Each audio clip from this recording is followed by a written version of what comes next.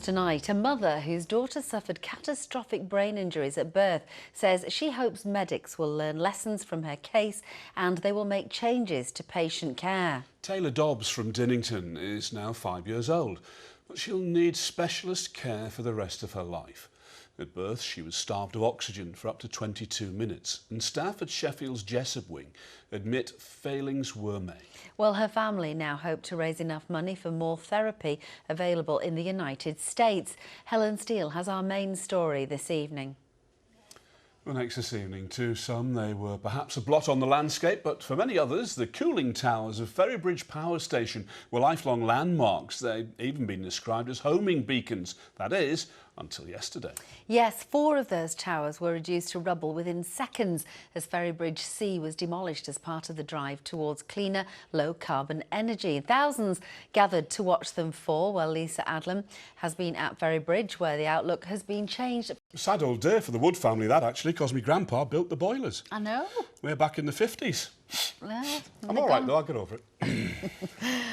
Well, next tonight, the focus of the Queen's speech for the state opening of Parliament earlier was firmly on a crackdown on crime. Among the bills outlined was the domestic abuse bill championed by Claire Throssell from South Yorkshire, whose sons were killed by their father. It had faced a delay due to the suspension of Parliament. Well, our political correspondent Joe Pike has been following the day's events. Joe, law and order firmly... Do stay with us still to come. But next tonight, a project described as a lifeline for rough sleepers in Hull has opened its new base in the city today after finding itself homeless in the summer.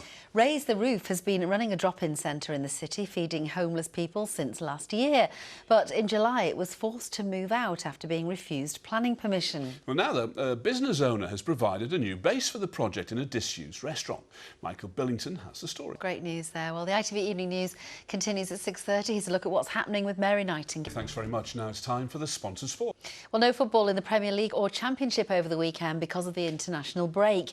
But there was plenty of action and goals in Leagues 1 and 2. Not all of them were in the right net as far as we're concerned, but John Shires does begin his roundup with victory for Rotherham under the tower at Black. Thanks, John. Golf now, and Sheffield's Matt Fitzpatrick narrowly missed out on a 6th win on the European Tour at the Italian Open yet. John's here now. We've got a new boy, John. We have, haven't we? Yeah. Welcome back, Duncan. Right. Support and thanks for everybody's help to get me back sorted out, which was the main problem. And I've pushed the ball. There won't be. Well, the Red Arrows are winding their way back to their Lincolnshire base after an epic trip of the USA and Canada. But it wasn't just about entertaining crowds with colourful flypasts and performances. It was also about building relations and strengthening ties with one of Britain's strongest allies. Yes, the Reds tour to promote Britain kicked off in August and has taken them to the length and breadth of North America. This time last week, we were talking to Ashna Hurinag live from California after they performed at the Great Pacific Air Show. Well, in the last of our Red Arrows, never tire of watching the Red Arrows. I know, never tire. You could just watch fantastic. them all day. I know, fantastic, and well done to them. John's here now. Thanks very much indeed, John. That's it from us. Our next update at 10:30. The national and international stories will be following shortly with Mary Nightingale. But for now, from the whole team here on Canada, thanks very much for watching. Back again tomorrow. Bye-bye. News. This is the calendar lunchtime update. And first, former footballer Paul Gascoigne has arrived at Teesside Crown Court to stand trial over an alleged sexual. A man described as one of Britain's most prolific paedophiles has been stabbed to death at a prison in York. A hospital trust has admitted a 5-year-old girl who has cerebral palsy could have avoided serious injuries at birth if her... And now to warn you, our next set of pictures contain flash photography.